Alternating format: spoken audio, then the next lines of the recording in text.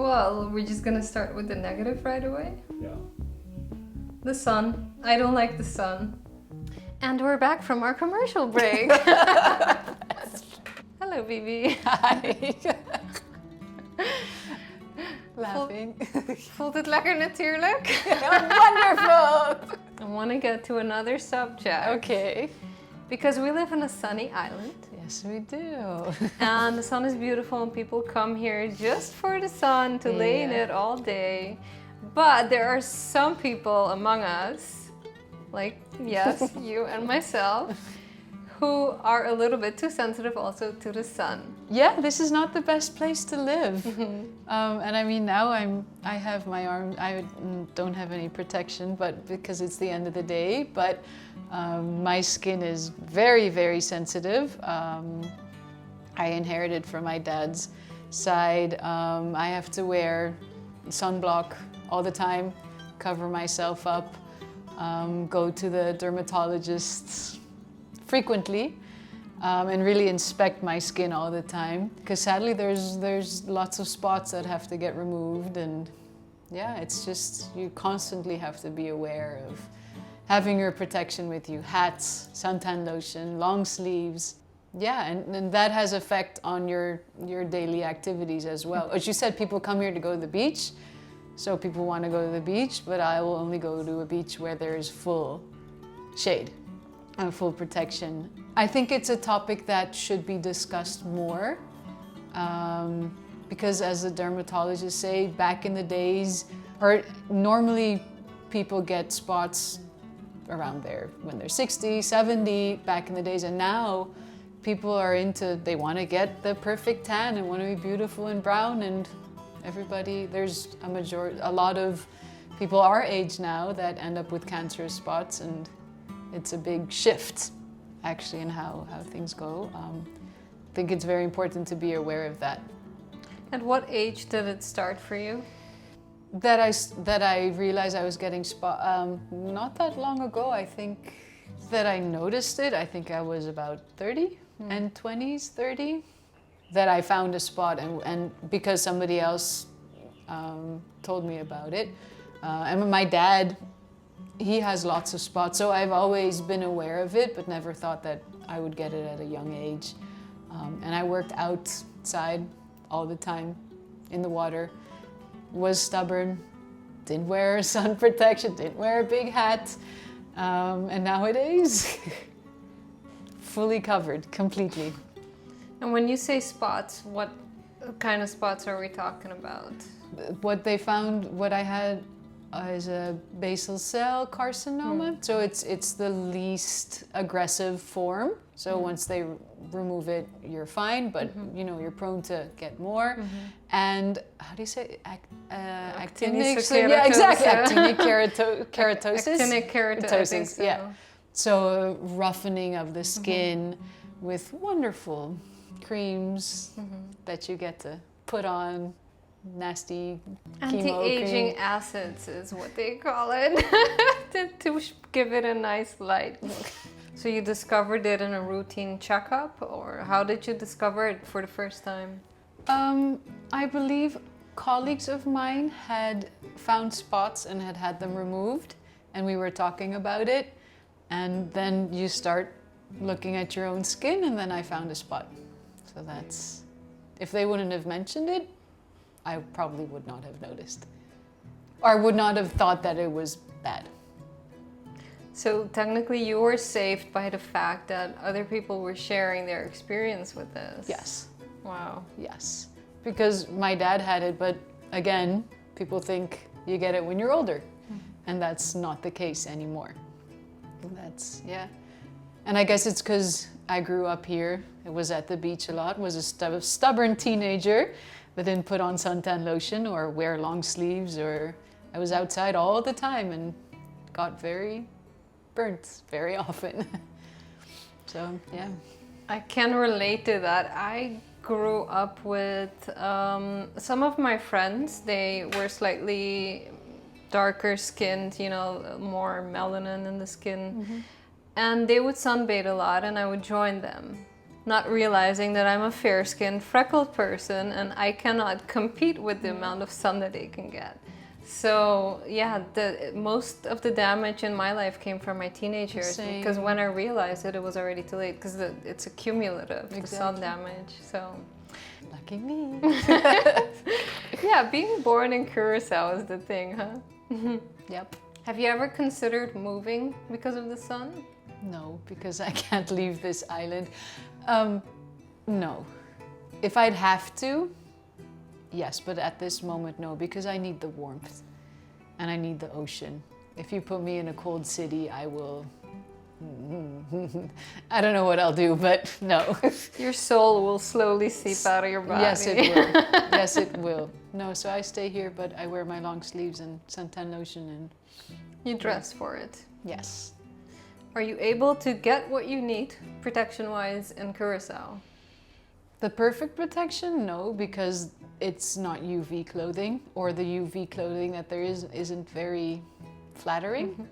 And I'm not going to walk around in a rash guard all day either. So I just put on suntan lotion and wear long sleeves over it, or a jacket or something. I'm lucky I don't get warm very quickly. If it gets really hot, I have this cold mechanism that goes on in my body and I get chills and then I'm good. So I'm okay wearing long sleeves, but no. And it's really expensive to order it and to get it. So no, I'm not really. You have to be creative. Mm-hmm. Yeah, I'm outdoors a lot because I do rock climbing. Like, I love outdoor sports, biking, kayaking, and I wasn't gonna compromise on that. So I kind of try to not be outdoors until 5, but sometimes that's not possible. Mm-hmm. And so long sleeves, hats that make me look like, you know, the Unabomber or something. Well, I accepted that. I'm over that. Yeah. I was kind of sad that there weren't any fashionable options, or there, yeah, like, why does protection have to mean that I'm no longer feminine or something like that? What I think it is that there's just one style of sun protective wear out there. You have no choice. Exactly. That's it. Yes, you can't find your personality in it because it's not there. That's it. And I think we're both very into showing our own personality. Yeah. That's it. Yeah. Yeah, I was discovered with basal cell carcinoma when I was 20. And they told me at the time, oh my God, you're one of the youngest on the island. And I was like, oh, I won the lottery ticket and I'm never lucky. Uh-oh. So how did you find it? How did you... I had a red spot right here for like 2 years. And it, you know, I kept like, why is this wound never healing? You know, I didn't know anything about sun damage and skin cancer, so I wasn't alarmed, but I should have been. It was there for 2 years and it wasn't healing. Wow. Yeah. And so finally, when I went to my doctor with it, or I think perchance the doctor noticed it and it's like, what's that there? And then I said, oh, it's something that never heals. And then we're like, I'm sending it to the dermatologist right now. And my dermatologist instantly was like, I'm sending you to the surgeon right now. So at that moment, it was like, wow, let's get it removed right now before it gets any bigger.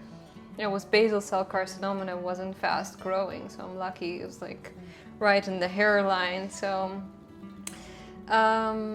after that, I became very cautious with the sun. Because before that, you know, I was taking a lot of risks. I took it for granted. I felt like Wonder Woman. I had no kryptonite in the world. That's what it felt like. And then I discovered, oh no, I can't just walk around. And that was the first thing in life that was like, oh, I'm not superhuman. Wow. I'm not immortal. Now I have a song in my head.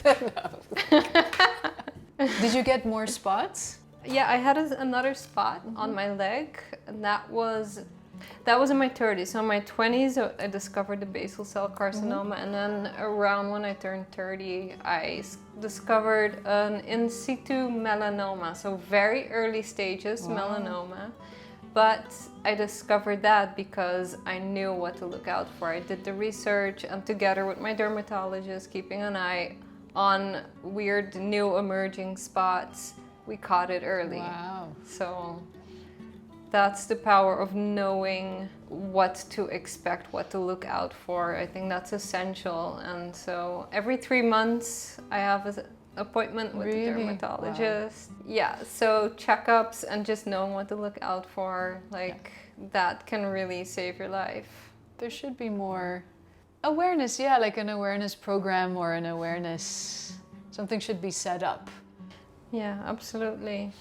I think we have to kind of shift our belief system that having a tan is beauty, that having a tan equals beauty, because it feels like you're competing with something, and you feel that peer pressure to participate, and that's our downfall.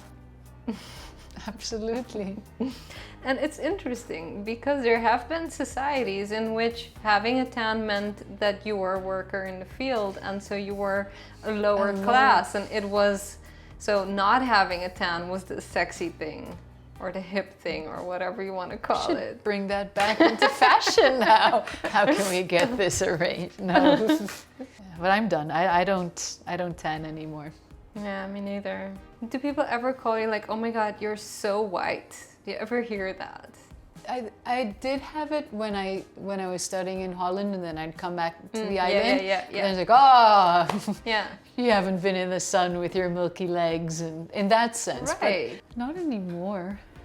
Well, I was actually pretty tan as a teenager. Oh, so you didn't notice it then? No, but now I let myself go fully white.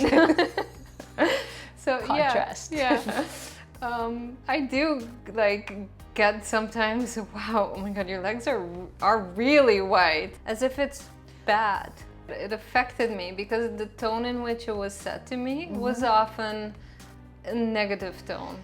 As in, you should get yourself a tan, this is unsexy. That's great, but that's the thing, it's unsexy, I mean. So go ahead and get horrible skin diseases because that's sexy, Yeah, you know what's not sexy? The scar running through my hairline. All the scars and, but people don't know about it.